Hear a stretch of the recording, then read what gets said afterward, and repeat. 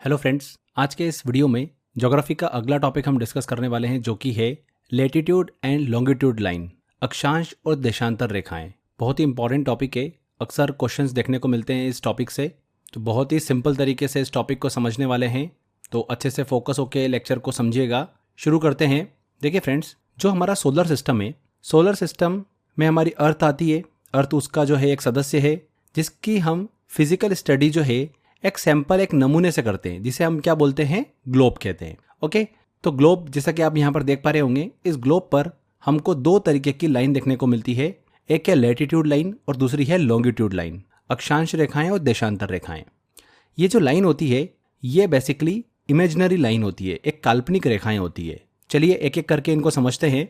सबसे पहले latitude line की बात करें, अक्षांश रेखाओं की बात करें, तो फ्रेंड्स इस ग्लोब पर वेस्ट से ईस्ट की ओर, मतलब पश्चिम से पूर्व की ओर खींची गई सभी काल्पनिक रेखाएं, इमेजिनरी लाइन क्या होती है, लैटिट्यूड लाइन होती है, अक्षांश रेखाएं होती है। ओके, अब जैसा कि आप यहां पर देख पा रहे होंगे, पश्चिम से पूर्व की ओर पृथ्वी के बीचों बीच हमको एक 0 डिग्री अक्षांश रेखा मतलब लैटिट्यूड लाइन देखने को मिलती है, जिसे हम क्या बोलते हैं, इक्वेटर कहते हैं। हिंदी में इसे बोला जाता है भूमध्य रेखा या फिर विषुवत रेखा। ठीक है, ये जो 0 डिग्री लैटिट्यूड लाइन होती है, अक्षांश रेखा होती है, ये हमारी अर्थ को दो बराबर भागों में विभाजित कर देती है, दो बराबर भागों में तोड़ देती है।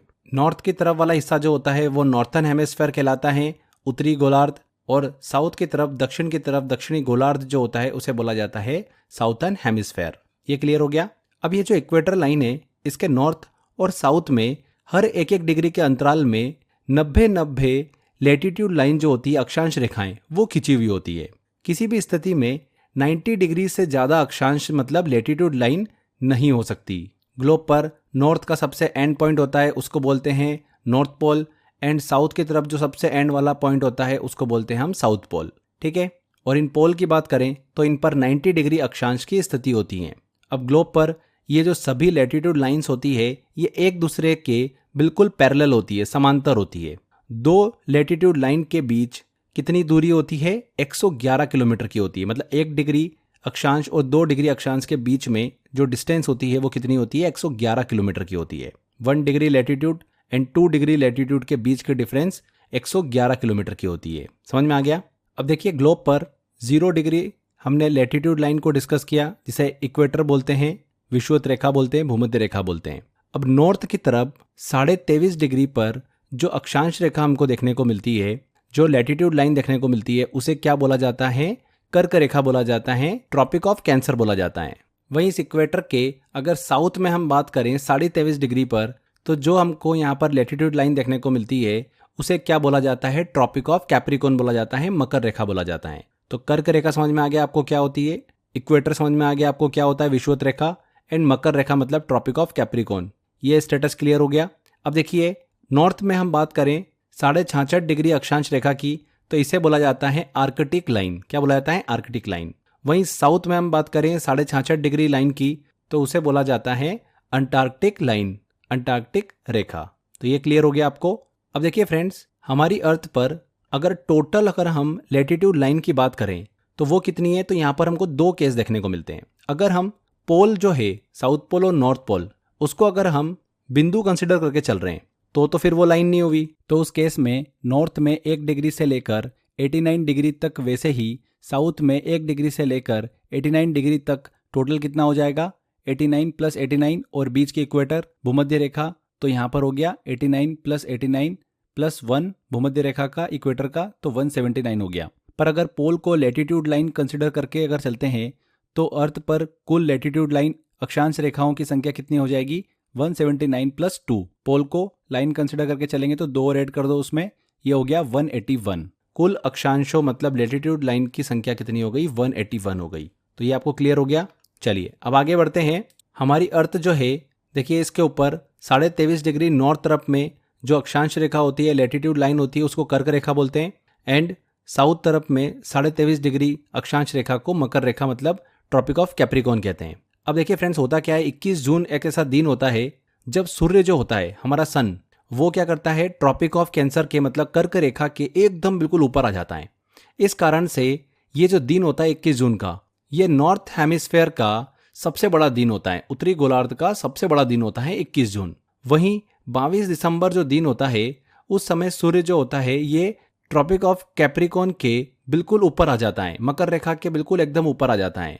तो इस कारण से जो साउथ हेमिस्फेयर है उसका ये सबसे बड़ा दिन होता है 22 दिसंबर। तो ध्यान रखिएगा, एग्जाम में ऐसा क्वेश्चन पूछा जाता है कि नॉर्थ हेमिस्फेयर और साउथ हेमिस्फेयर का सबसे बड़ा दिन कौन सा होता है। तो नॉर्थ की बात करें तो 21 जून एंड साउथ की बात करें तो 22 दिसंबर, राइट। अब यहाँ पर आप एक चीज देखें, नोटिस कर रहे होंगे, अफ्रीका एकमात्र ऐसा महाद्वीप है 7 कॉन्टिनेंट में जिससे ये तीनों रेखाएं जो है वो होकर गुजरती है, Tropic of Cancer, equator and Tropic of Capricorn, कर्क रेखा, भूमध्य रेखा और मकर रेखा। अफ्रीका एकमात्र ऐसा महाद्वीप है। तो ये चीज आप दिमाग में रखिएगा, इससे भी क्वेश्चन बन जाता है। तो ये हमने लैटिट्यूड लाइन को डिस्कस किया, अक्षांश रेखा को। अब हम डिस्कस करते हैं देशांतर रेखा मतलब लॉन्गिट्यूड लाइन को। तो फ्रेंड्स, आप ग्लोब पर देख रहे होंगे, यहाँ पर नॉर्थ पोल से लेकर साउथ पोल तक हमको अलग अलग लाइन जो है, इमेजिनरी लाइन, वो देखने को मिलती है।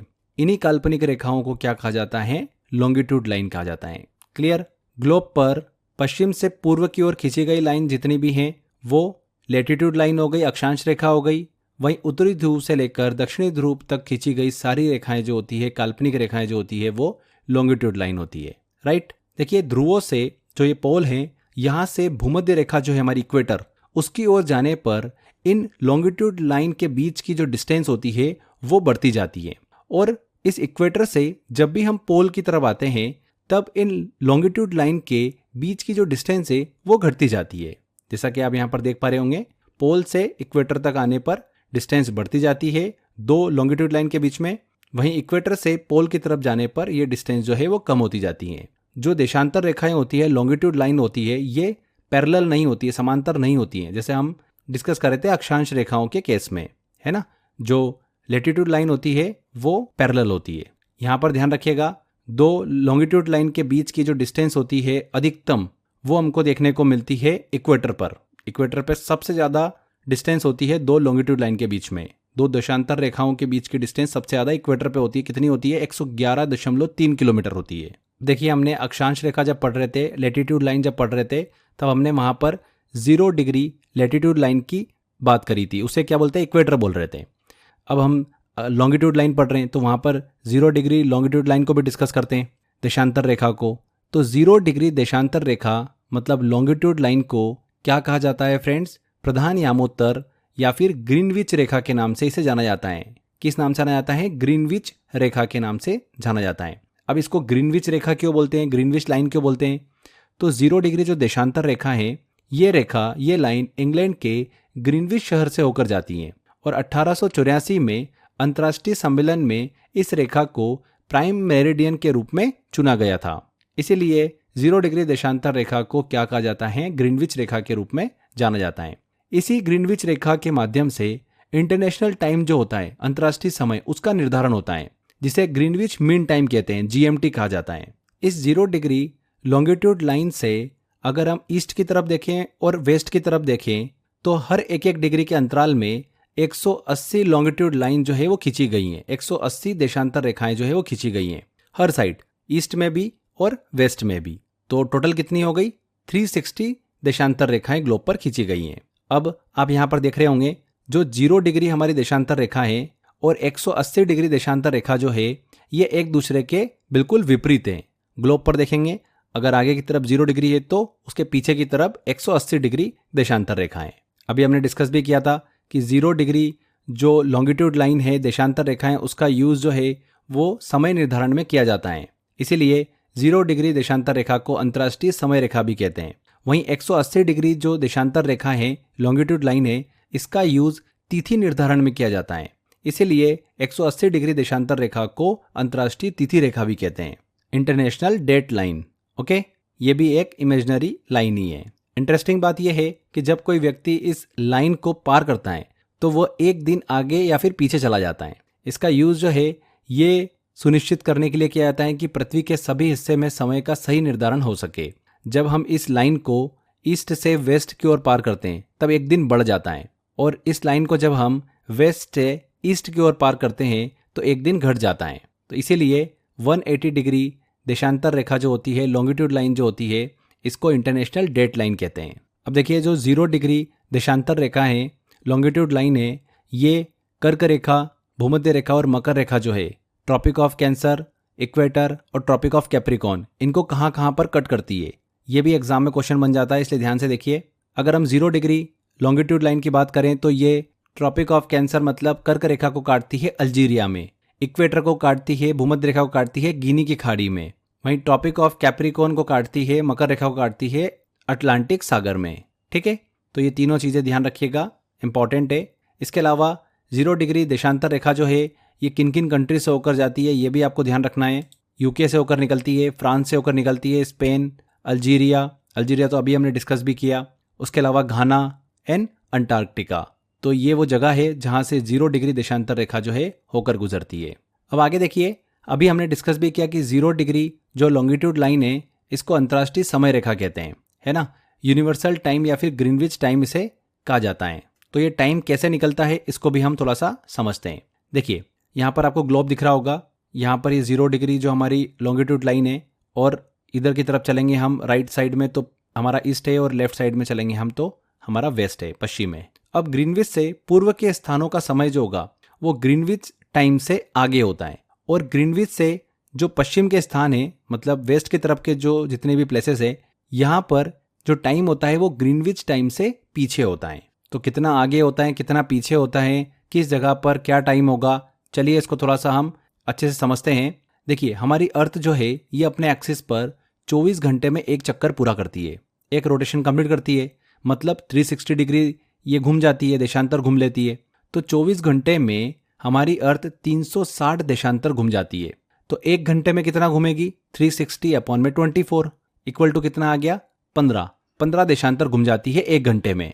मतलब पृथ्वी को 15 देशांतर घूमने में 60 मिनट लगता है। तो एक देशांतर घूमने में कितना टाइम लगेगा, 60 अपॉन में 15 कर देते हैं तो कितना आ गया, 4 मिनट। तो ये समझ में आ गया कि एक देशांतर घूमने में कितने मिनट लग रहा है, 4 मिनट लग रहा है। मतलब हर एक डिग्री देशांतर के बीच का जो टाइम गैप आ गया वो कितना आ गया, 4 मिनट का आ गया। मतलब अगर ग्रीनविच जो लाइन है वहाँ पर दिन के 12 बजे तो 20 डिग्री देशांतर पर कितने बजे होंगे, अगर हम देखें तो मान लो ईस्ट तरफ अपन चल रहे हैं, आगे की ओर पूरब की तरफ, तब 20 × 4 कर देंगे, क्योंकि हर एक देशांतर के बीच का जो टाइम गैप है वो 4 मिनट का है। तो 20 डिग्री पे जाना है हमको, तो 20 × 4 इक्वल टू 60 मिनट। मतलब वहाँ पर जो जगह होगी 20 डिग्री देशांतर पर, वहाँ पर टाइम क्या हो रहा होगा, दिन का 1 बज रहा होगा, क्योंकि वो आगे है, ईस्ट की तरफ बात कर रहे हैं अपन, वेस्ट की तरफ नहीं बात कर रहे हैं। तो इस तरीके से अलग अलग लॉन्गिट्यूड लाइन पर स्थित कंट्री का टाइम जो है वो निकाला जा सकता है ग्रीनविच टाइम को बेस मानकर।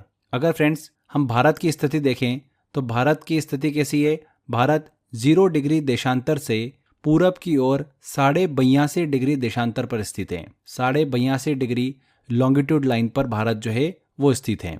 तो इसके अकॉर्डिंग अगर ग्रीनविच रेखा पर मान लो कि दिन के 12 बजे, तो भारत में क्या टाइम हो रहा होगा, निकाल लेते हैं। तो 82.5 × 4 करेंगे तो कितना आ जाएगा, 330 मिनट आ जाएगा। अब 330 मिनट है, इसको अपने को घंटे में कन्वर्ट करना, आर में कन्वर्ट करना है, तो 60 से डिवाइड करना पड़ेगा। तो 330 अपॉन में 60 इक्वल टू कितना आ गया, 5.54। मतलब वहाँ पर शाम के 5:30 बज रहा होगा भारत में। अगर ग्रीनविच पर टाइम 12 बजे है तो भारत में टाइम क्या हो रहा होगा, शाम के 5:30 बजे। क्लियर। तो फ्रेंड्स हम क्या कर रहे हैं बेसिकली यहाँ पर, अगर आप देखेंगे ध्यान से तो डिग्री अगर आपके पास में है तो उसमें हम मल्टीप्लाई कर रहे हैं 4 का, क्योंकि हर एक देशांतर के बीच का अंतर कितना है, 4 मिनट का है। तो डिग्री इंटू 4 मिनट कर देते हैं हम। अपॉन में क्या करते हैं हम, 60 से डिवाइड कर देते हैं उसको। क्यों, क्योंकि घंटे में निकालना होता है, आर में निकालना होता है हमको। तो बेसिकली करते हैं हम यही है कि डिग्री इंटू 4 अपॉन में 60 इक्वल टू आर निकल के आ जाता है अपने पास में, टाइम निकल के आ जाता है आर में। क्लियर। तो जब भी आपसे एग्जाम के अंदर क्वेश्चन बनेगा तो ये वाला फॉर्मूला आपके लिए बहुत ज़्यादा हेल्पफुल होगा। तो ये 0 डिग्री देशांतर रेखा को हमने डिस्कस किया। आगे अब हम बात करते हैं 180 डिग्री देशांतर रेखा की, लॉन्गिट्यूड लाइन की, जिसे अंतर्राष्ट्रीय तिथि रेखा भी बोलते हैं, डेट लाइन भी बोलते हैं। अभी हमने डिस्कस भी किया था कि इस लाइन से पूरब की ओर जाने पर 1 दिन घटाना पड़ता है, जबकि पश्चिम की ओर आने पर 1 दिन बढ़ाना पड़ता है। अगर आप देखेंगे फ्रेंड्स तो ये जो इंटरनेशनल डेट लाइन है ये बिल्कुल सीधी नहीं है। कुछ देशों के दिन और समय समान रखने के लिए इसे अपने स्थान से 4 बार मोड़ा गया है। कितनी बार मोड़ा गया है? 4 बार मोड़ा गया है। ये एग्जाम में भी क्वेश्चन पूछ लिया था। जो इंटरनेशनल डेट लाइन है उसको पैसिफिक ओशन से होकर खींचा गया है और इसके जो सबसे नज़दीक अगर हम देखेंगे स्ट्रेट की, जलडमरू मध्य की, तो वो कौन सा पड़ता है? बेरिंग जलडमरू मध्य पड़ता है, बेरिंग स्ट्रेट पड़ती है। तो आई होप आपको ये लॉन्गिट्यूड और लैटिट्यूड लाइन का कॉन्सेप्ट अच्छे से क्लियर हुआ होगा। आगे कुछ इंपॉर्टेंट पॉइंट को और हम डिस्कस करते हैं।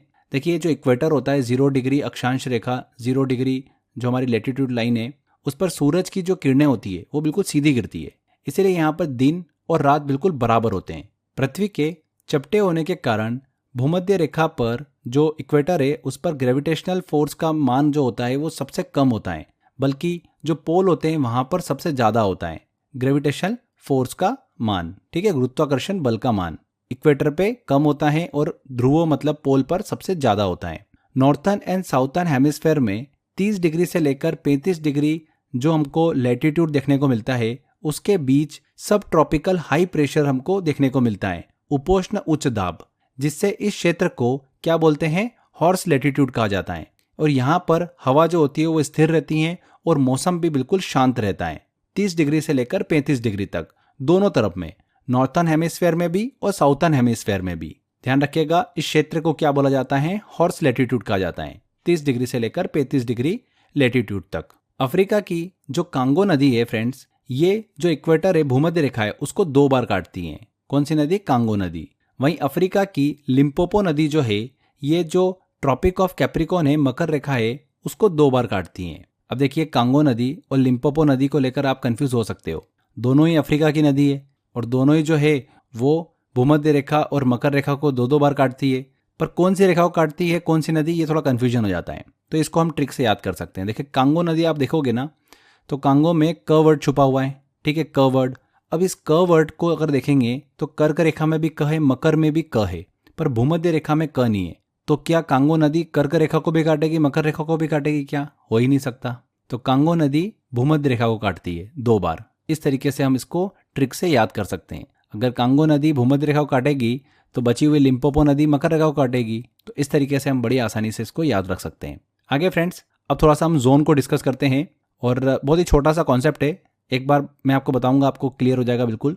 जोन हिंदी में बोला जाता है इसे कटिबंध। तो हर एक हेमिस्फेयर को टेम्परेचर के आधार पर, बेसिस ऑफ टेम्परेचर, कई भागों में बांटा गया है। इन भागों को क्या कहते हैं? जोन कहते हैं। जैसे कि 0 डिग्री आपको यहाँ पर अक्षांश रेखा दिख रही होगी, इसको हम इक्वेटर बोलते हैं, विषुवत रेखा बोलते हैं। तो 0 डिग्री से लेकर जो कर्क रेखा है हमारी, कर्क रेखा कहाँ पर है? नॉर्थ हेमिस्फेयर में है, 23.5 डिग्री अक्षांश। इसके बीच का जो रीजन होता है उसे क्या बोला जाता है? ट्रॉपिकल रीजन कहते हैं। सेम अगर हम साउथ में भी देखेंगे, दक्षिण में भी देखेंगे, दक्षिणी गोलार्ध में भी देखेंगे, तो 0 डिग्री अक्षांश रेखा से लेकर दक्षिणी गोलार्ध में 23.5 डिग्री तक के बीच का जो क्षेत्र होता है उसको भी हम ट्रॉपिकल रीजन कहते हैं। ठीक है, तो कहने का मतलब क्या हो गया? कर्क रेखा से लेकर मकर रेखा के बीच का जो पूरा एरिया आ गया है हमारा, इसको बोला जाता है ट्रॉपिकल रीजन, उष्णकटिबंधीय क्षेत्र। और आप देखेंगे कि भारत जो है उसका अधिकांश हिस्सा जो है वो इस क्षेत्र में पड़ता है, इसीलिए भारत की जलवायु जो है वो किस तरीके की है? ट्रॉपिकल मानसून क्लाइमेट है। तो ये बहुत बार एग्जाम में पूछा जाता है और बच्चों को कन्फ्यूजन भी होता है कि क्यों बोलते हैं, तो इस वजह से बोलते हैं। अब इसके बाद अगर आप देखेंगे नॉर्थर्न हेमिस्फेयर में चलते हैं हम, या फिर साउथर्न हेमिस्फेयर में चलें, तो 23.5 डिग्री से लेकर 66.5 डिग्री तक के बीच का जो एरिया होता है इसको बोला जाता है टेम्परेट जोन, शीतोष्ण कटिबंध। ये एरिया जो होता है ये ठंडा एरिया होता है, शीतोष्ण कटिबंध वाला एरिया। और दोनों हेमिस्फेयर में 66.5 डिग्री से ऊपर का एरिया जो होता है, मतलब पोल की तरफ तक का, उसको बोलते हैं हम कोल्ड जोन, शीत कटिबंध। बहुत ही ज़्यादा ठंडा होता है, हमेशा यहाँ पर स्नो देखने को मिलती है हमको। तो इस तरीके से अलग अलग जोन हमने एक बार देख लिया, इनको डिस्कस कर लिया। बहुत ही छोटा सा कॉन्सेप्ट है, आपको क्लियर हो गया होगा। आगे बस फ्रेंड, लास्ट में छोटी सी चीज़ बची हुई है, जो कर्क रेखा, भूमध्य रेखा और मकर रेखा हमने डिस्कस करी थी। ट्रॉपिक ऑफ कैंसर, इक्वेटर और ट्रॉपिक ऑफ कैप्रिकॉर्न, ये किन किन कंट्री से होकर गुजरती हैं, इसको लेकर काफ़ी क्वेश्चन एग्जाम में पूछे जाते हैं बार बार। तो हर एक लाइन से रिलेटेड हमको डीप थोड़ी सी स्टडी करना पड़ेगी। तो सबसे पहले हम बात करते हैं कर्क रेखा की। मैं लास्ट में आपको मोस्ट इंपॉर्टेंट कंट्रीज भी बताऊंगा, बट एक बार हम थोड़ा सा ओवरव्यू ले लेते हैं जल्दी से। सबसे पहले हम बात करते हैं कर्क रेखा की, ट्रॉपिक ऑफ कैंसर की। तो सबसे पहली चीज़ तो आप इतना दिमाग में रख लीजिएगा कि भारत के अगर हम बात करें तो कर्क रेखा 8 स्टेट से होकर गुजरती है। कर्क रेखा जो है ना, ये भारत से होकर गुजरती है। भारत से सिर्फ और सिर्फ एकमात्र रेखा गुजरती है, वो है ट्रॉपिक ऑफ कैंसर, कर्क रेखा। और 8 स्टेट से होकर गुजरती है ये, गुजरात, राजस्थान, मध्य प्रदेश, छत्तीसगढ़, झारखंड, पश्चिम बंगाल, त्रिपुरा और मिजोरम। ये 8 स्टेट है। इनको लेकर भी बार बार क्वेश्चन पूछते हैं एग्जाम के अंदर, तो इनको क्लियर रखिएगा, त्रिपुरा और आखिरी में मिजोरम। ठीक है, मैप में एक बार दिमाग में सेट कर लीजिएगा इस चीज़ को। अगर हम प्रमुख कंट्री की बात करें तो कर्क रेखा पर, ट्रॉपिक ऑफ कैंसर पर 18 देश जो है वो स्थित है। कितने? 18। और ये 18 देश कौन कौन से हैं? हवाई द्वीप है यूएसए का, बहामास, मॉरितानिया, अल्जीरिया, लीबिया, मिस्र, भारत, म्यांमार, ओमान, मैक्सिको, माली, नाइजर, चाड, सऊदी अरब, संयुक्त अरब अमीरात, बांग्लादेश, चीन और ताइवान। ध्यान रखिएगा फ्रेंड्स, यहाँ पर एग्जाम में काफ़ी बार क्वेश्चन भी पूछा जाता है नेपाल और पाकिस्तान को लेकर। नेपाल और पाकिस्तान जो है ना, ये कर्क रेखा पर स्थित नहीं है। कुछ बच्चे कंफ्यूज हो जाते हैं, तो इसलिए ध्यान रखिएगा, नेपाल और पाकिस्तान कर्क रेखा पर स्थित नहीं है। ओके, अगर हम इक्वेटर की बात करें तो 13 देश जो है वो इक्वेटर पर स्थित हैं। 13 देशों से होकर गुजरती है इक्वेटर लाइन, भूमध्य रेखा। कौन कौन से हैं ये? साओ टाउन प्रिंसिप, कांगो गणराज्य, Uganda, Somalia, Indonesia, Ecuador, Brazil, Gabon, लोकतांत्रिक गणराज्य कांगो, केन्या, मालदीव, किरीबाती और कोलंबिया। ये 13 कंट्री है जहां से इक्वेटर लाइन जो है वो गुजरती है। लास्ट में हम ट्रॉपिक ऑफ कैप्रिकॉर्न की बात करते हैं तो 12 देशों से होकर गुजरती है ट्रॉपिक ऑफ कैप्रिकॉर्न मकर रेखा। ब्राज़ील से, पराग्वे से, अर्जेंटीना, चिली, फ्रेंच पॉलिनेशिया मतलब France, Botswana, Australia, Madagascar, Mozambique, दक्षिण अफ्रीका, टोंगा और नामीबिया। तो ये 12 जो कंट्री है ये स्थित है ट्रॉपिक ऑफ कैप्रिकॉर्न पर। आई होप आपको समझ में आ गया होगा। जो भी मैंने आपको नाम बताए हैं ये इंपॉर्टेंट है। अगर इनमें भी मोस्ट इंपॉर्टेंट अगर हम डिस्कस करें तो मैक्सिको, ध्यान रखिएगा कि मैक्सिको जो है वो कर्क रेखा पर स्थित है। इसके अलावा भारत, बांग्लादेश, चीन और म्यांमार। कर्क रेखा में आपको ये 5 नाम तो दिमाग में रखना ही रखना है। इसके अलावा इक्वेटर की बात करें तो इक्वेटर पे मैं 4 नाम आपको बता रहा हूँ, वो तो बिल्कुल आपको दिमाग में छप जाना चाहिए। कोलंबिया, ब्राज़ील, मालदीव और इंडोनेशिया। मकर रेखा की बात करें, ट्रॉपिक ऑफ कैप्रिकॉर्न की बात करें तो इस लाइन पर देखिए चिली, अर्जेंटीना, ब्राज़ील, नामीबिया, दक्षिण अफ्रीका, मेडागास्कर और ऑस्ट्रेलिया। ये वो कंट्री है जो कि आपको दिमाग में बिल्कुल छाप लेना है। सबसे इंटरेस्टिंग चीज़ ध्यान रखिएगा, ब्राज़ील एकमात्र ऐसा देश है जहाँ से 2 लाइन होकर गुजरती है। इक्वेटर भी गुजरती है और ट्रॉपिक ऑफ कैप्रिकॉर्न भी गुजरती है। तो इसीलिए यहाँ से क्वेश्चन एग्जाम में पूछा जा सकता है। मैक्सिको को लेकर एग्जामिनर बहुत कंफ्यूज करता है। तो मैक्सिको से सिर्फ एक लाइन होकर गुजरती है जो कि है हमारी कर्क रेखा, ट्रॉपिक ऑफ कैंसर। ठीक है, इक्वेटर नहीं गुजरती है मैक्सिको से। तो यहाँ पर फ्रेंड्स हमारा ये टॉपिक कंप्लीट होता है। चलिए कुछ क्वेश्चन लेते हैं, आपको आइडिया लगेगा कि इस टॉपिक से कैसे क्वेश्चन एग्जाम में बनते हैं। देखिए यहाँ पर क्वेश्चन पूछा जा रहा है, देशांतर रेखाओं की संख्या कितनी है? जो लॉन्गिट्यूड लाइन है उनकी संख्या कितनी है? तो कितनी है? 360 है। विषुवत रेखा जो है मतलब इक्वेटर के समानांतर कल्पित रेखाएं क्या कहलाती हैं? तो इक्वेटर के अगर पैरेलल लाइन खींची हुई है तो वो होगी अक्षांश रेखाएं, लैटिट्यूड लाइन। A answer. पृथ्वी के उत्तरी ध्रुव एवं दक्षिणी ध्रुव को मिलाने वाली रेखा क्या कहलाती है? जो नॉर्थ पोल और साउथ पोल को मिलाती है उसको हम क्या बोलते हैं? लॉन्गिट्यूड लाइन कहते हैं, देशांतर रेखा कहते हैं। ग्रीनविच रेखा से तात्पर्य क्या है? तो ग्रीनविच लाइन से मतलब क्या है? 0 डिग्री लॉन्गिट्यूड लाइन, मतलब 0 डिग्री देशांतर रेखा। B answer. पृथ्वी 1 घंटे में कितना देशांतर घूम लेती है? तो हमने डिस्कस किया था पृथ्वी 1 घंटे में कितना देशांतर घूम लेती है? 15 डिग्री घूम लेती है, 15 डिग्री देशांतर। अगला क्वेश्चन है, कर्क रेखा जो ट्रॉपिक ऑफ कैंसर है वो कहाँ से नहीं गुजरती है? म्यांमार से गुजरती है, बांग्लादेश से भी गुजरती है, चीन से भी गुजरती है, नेपाल से नहीं गुजरती है। तो यहाँ पर बी आंसर। यहाँ पर दिन तथा रात एक समान होते हैं। कहाँ पर होते हैं फ्रेंड्स? इक्वेटर पर। इक्वेटर पर मैंने आपको बताया था सूर्य की किरणें जो है वो बिल्कुल सीधी गिरती है, जिसकी वजह से वहाँ पर दिन और रात जो होते हैं वो समान होते हैं, बराबर होते हैं। तो इक्वेटर भूमध्य रेखा पर। तो इसी तरीके से क्वेश्चन एग्जाम के अंदर पूछे जाते हैं। जितना मैंने आपको इन्फॉर्मेशन दिया है इन्हीं से बार बार क्वेश्चन पूछे जा रहे हैं। तो आई होप आपको लेक्चर भी अच्छे समझ में आ गया होगा। और भी मैंने क्वेश्चंस दिए आपको टेस्ट वाले सेक्शन में, अच्छे से टेस्ट लगाइएगा, बार बार टेस्ट की प्रैक्टिस करते रहिए, हर एक टॉपिक को अच्छे से रिवाइज करते रहिए और उसका टेस्ट लगाते रहिए। जितना ज़्यादा आप प्रैक्टिस करेंगे, टेस्ट की प्रैक्टिस करेंगे, उतना ज़्यादा आपसे क्वेश्चन जो है वो बनेगा। तो बस मेहनत करते रहिए फ्रेंड्स, 100% आपको सफलता मिलेगी। Thank you.